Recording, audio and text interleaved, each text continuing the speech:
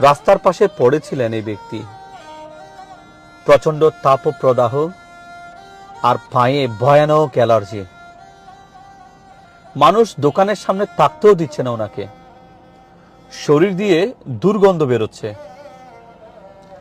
এক ব্যক্তি আমাকে ফোন করে বললেন, হাটহাজারীর কবুতর হাটা এলাকায় এক ব্যক্তি মৃতপ্রায়, কথা বলতে পারছে না, একটু আসুন, ওনাকে মেডিকেলে দিয়ে আসবেন।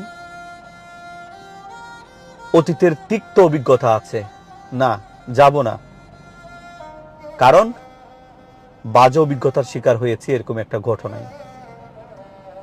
পরক্ষণে মনকে বোঝাতে পারিনি, না যাই দেখি।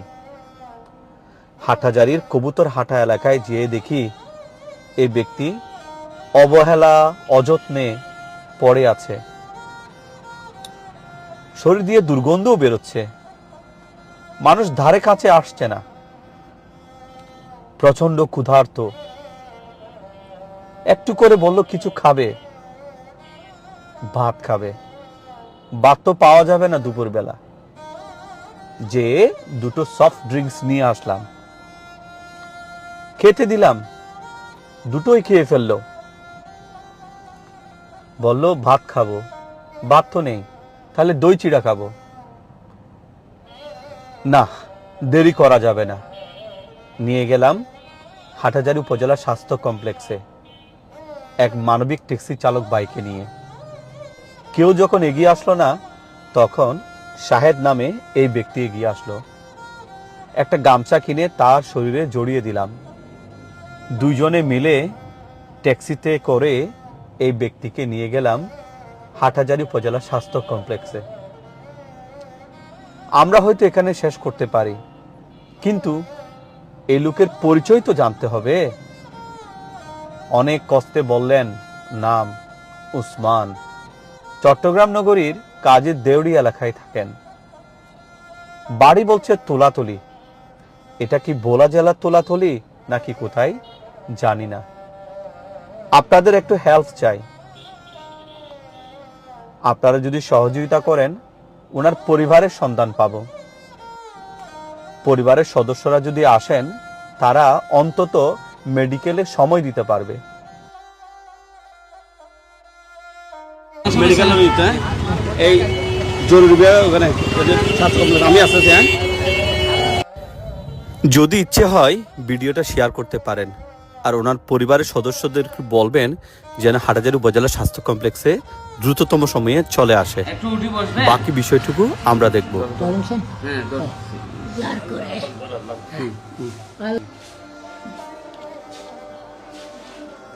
ওনাকে স্যালাইন বা একটু কি যেন আপনারা তো ভালো বুঝবেন। এটা দিয়ে খান, ছোট চামচ দিচ্ছে, বড় চামচ পানি খাইতে থাকেন। বড় একটু চামচ আছে আপনাদের কাছে? কোনো চামচের ব্যবস্থা করা যাবে? না না না না না, আমি দিই খাইতে থাকেন আপনি।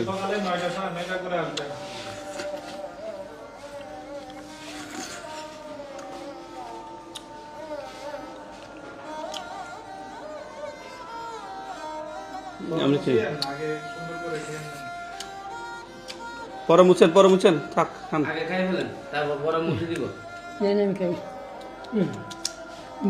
চামচ যেহেতু নাই, দাঁড়ান আমি দিচ্ছি।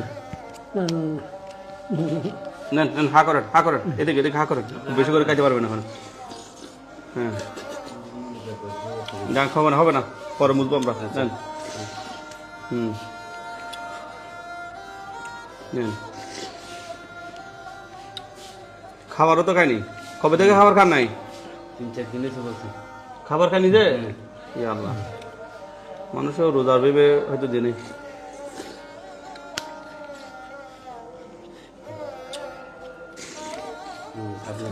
প্রচুর ক্ষুধা ওনার। মাকে দই ছিঁড়া পাইছে এক জায়গায়। ভালো সপ্তাহ মানুষ রোজা রাখতে পারে না। আমি আমাকে নেই না, এই তো খান। চোখেও ভালো করে দেখতেছ না তো। তুই নিয়ে যাও, ওর পিছার দাও। হ্যাঁ হা করেন। টাকাগুলো পরে করেন, আগে খান। আগে খান, আগে খাইয়ে নেন, পরে পরে আমরা পরিষ্কার করে দিব আপনাকে। কয়দিন খাবার খান নাই? আমার দেখে না যে হ্যাঁ, 2-3 সপ্তাহ জ্বর আছে। 2-3 আচ্ছা সপ্তাহ নেন নেন নেন, এদিকে হা করেন, হা করেন, নেন। দুইটা জুস খাইছেন উনি, দুইটা জুস খাইছেন। এটা কি ওনার দা? প্রচুর ক্ষুধা, খাবার থেকে উনি আরো দুর্বল হয়ে গেছেন। খানা ঠিক থাকলে কিন্তু উনি এরকম অবস্থা হতো হ্যাঁ, না। আমার মনে হয় খাবার যদি খাওয়া থাকতো উনি শক্ত থাকতেন। হা করেন। এখানে এগুলো মনে হয় অ্যাক্সিডেন্ট হয়েছে মনে হয় সম্ভবত। না, এগুলো অ্যালার্জি। হ্যাঁ, হা করেন, উপরে ওঠেন একটু।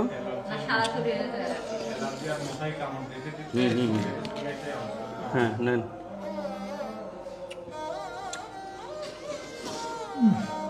এখানে কখন আসছে সেটা নিজেও জানে না।